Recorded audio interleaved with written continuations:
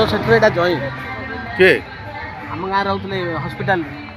हाँ हाँ हाँ सी का जॉइन हाँ सी कहला हाँ तांकर मिसेस कड़े दीदी अच्छा हाँ देखो भंजनगर पार्क वन विहार ये वन विहार मध्य सबू शीत छुट्टी डिसेम्बर छुट्टी जानुआरी रे बहुत लोक आसुँच शह शह लोक हजार हजार लोक ये आसी अच्छा आउ रास्ता बढ़िया सुंदर रास्ता करा जाइछि एठी गोटे बनभोजी करने बड़ बनभोजी करने स्थाने स्थाने सब गोटे गोटे मंडप बा अंचल नि जाउछि एई अंचल रे समस्ते बनभोजी करुँच आउपटे भी पुणी रास्ता अच्छे देखु रास्ता अच्छी एपटे रास्ता अच्छी एपटे भी रास्ता अच्छी बनभोजी करने गोटे गोटे अंचल नौ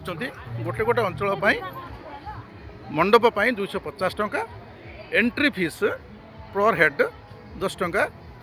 भितर बुलवाई नि जाउछि प्रत्येक लोक को 10 टंका लेखे टिकट कटा जाउछि एवं मंडप 250 टंका ना जाउछि बनभोजी करुँच आपण मैंने देखिपारे ये जो बाउंस जंगल अच्छी ये जंगल रे छाई छाई अंचल गोटे गोटे अंचल अच्छी पानी सबुटी जोगे दि जाइछि आउ सेठी सबू बनभोजी करने लोक आसुँच ये बनभोजी रे सेमानकर ये जो सौंदर्यमय परिवेश मनमुग्धकर करुच्ची यही देखंतु आपण मानक देखे दूची बनभोजीर मजा एक्सकर्सन पिकनिक हॉलिडे विजिट ये सब करने ये अंचल गोटे प्रकृष्ट स्थान देखंतु एपटे हॉट स्प्रिंग भी अच्छी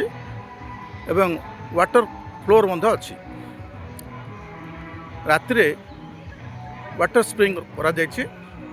से तापाई मध्य देखिया देखो से आगू को जाऊँ मु पानीर भंडार अच्छी एठी केते पानी अच्छे देखंतु जल भंडार आगू को आगू देखदेवी आपको जल भंडार मजा देखो वाटर टैंक थुआई क्या कहले असुविधा केमती हेनी देखो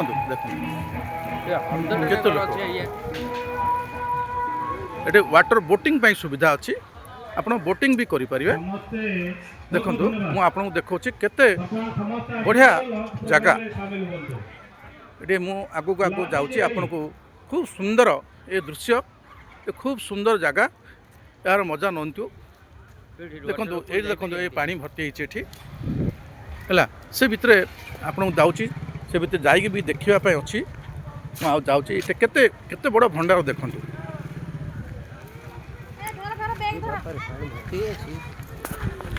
देखु आप जापर एपटे रास्ता अच्छी जल भंडार मजा नहीं पार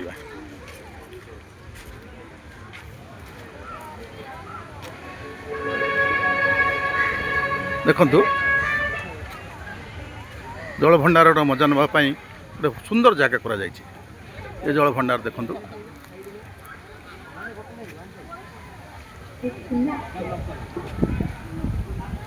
पानी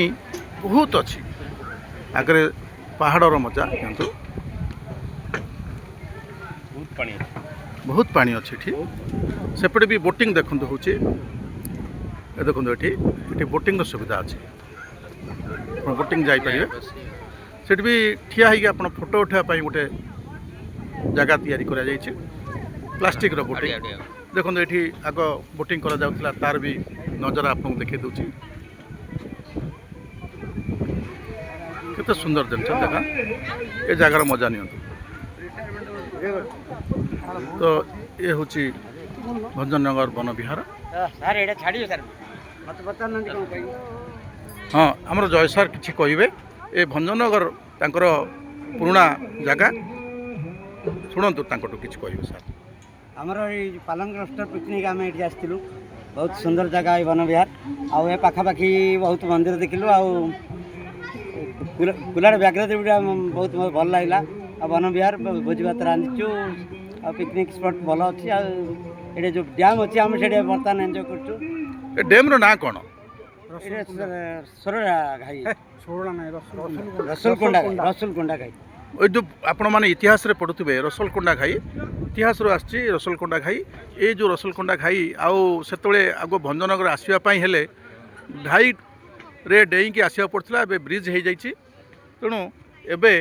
আউ সে ঘাই মনে পড়ুনি আপনার বনবিহার আসলে রসলকোণ্ডা ঘাই দেখবে দেখুন মজা নিয়ন্তু ইয়ে আমার প্রীতিপ্রিয়া দেবী দিদি যাচ্ছেন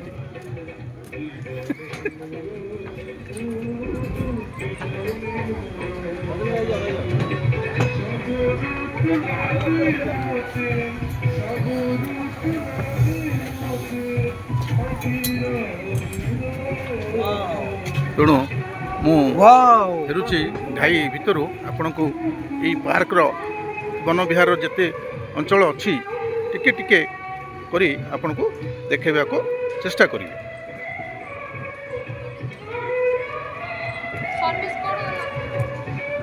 ଦେଖନ୍ତୁ ଏ ବି ପାଣି ଏତେ ପାଣି ଅଛି ଭିତରକୁ ଆସିଯାଇଛି ଆଗ ଏତେ ନଥିଲା ଖରାଦିନ ବି କମିଯିବ ଏବେ ବର୍ଷା ଦିନ ପରେ ଶୀତ ଦିନ ଚାଲିଛି ପାଣି ବି ଅଛି ଭଣ୍ଡାର ଜଳ ଭଣ୍ଡାରର ପାଣି ଏଠି ବି ଦେଖନ୍ତୁ ଏପଟେ ପିକନିକ୍ ସବୁ ଚାଲିଛି ଏପଟେ ଗୋଟେ ପିକନିକ୍ ଚାଲିଛି ଏଠି ପିଲାମାନେ ରେଷ୍ଟ ପାଣି ନେଉଛନ୍ତି ସେଟ୍ କରାହେଇଯାଇଛି ଦେଖନ୍ତୁ ଏପଟେ ବି ପିକନିକ୍ ଚାଲିଛି ଚାରିଆଡ଼େ ମଝିରେ ମଝିରେ ଗୋଟେ ଗୋଟେ ପିକନିକ୍ ସ୍ପଟ୍ ବା ମଣ୍ଡପ ହେଇଛି ମଣ୍ଡପ ଦେଖନ୍ତୁ କେମିତି ମଣ୍ଡପ ତିଆରି ହେଇଛି ଏ ହେଲା ମଣ୍ଡପ ଏ ମଣ୍ଡପ ଉପରେ ଆପଣ ପିକନିକ୍ କରିପାରିବେ।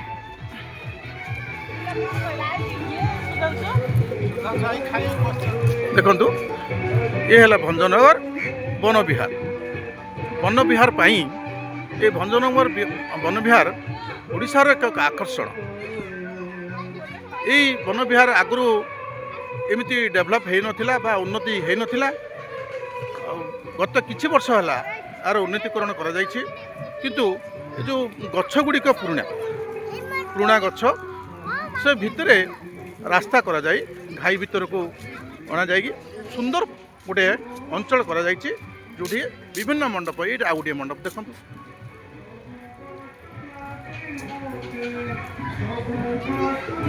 এইভাবে কিছু কিছু মণ্ডপ করা যাইছে যেটি সমস্তে আসি সেমানଙ୍କର বনভোজি বা পিকনিক করছেন। বাউঁশ বণ ভিতরে যেতে খরা দিন হলে বি ছাই এবং ঠান্ডা লাগুছে কিন্তু শীত দিনের আসলে বি আপনার সেতটা শীত অনুভূত ହେବ ନାହିଁ কারণ এই অঞ্চলକୁ ପବନ ହଠାତ୍ରେ ଆସିବ ନାହିଁ ଗଛ ଗୁଡ଼ିକ ଅଟକାଇ ଦେବେ ତେଣୁ ଆପଣ ଥଣ୍ଡା ଭାବରେ ଆପଣ ମଜା ନେଇପାରିବେ ଏ ବନବିହାରର ପିକନିକ୍ର ରନ୍ଧାବଢ଼ା କରି ଆପଣ ନିଜକୁ ଖୁସି କରେଇ ପାରିବେ। କେତେବେଳେ ଚେଷ୍ଟା କରନ୍ତୁ ଯେତେବେଳେ ଗଞ୍ଜାମ ଜିଲ୍ଲାକୁ ଆସୁଛନ୍ତି ଭଞ୍ଜନଗର ଆସନ୍ତୁ ଏବଂ এই বনবিহারର ମଜା ନିଅନ୍ତୁ। ରହିଲି ନମସ୍କାର।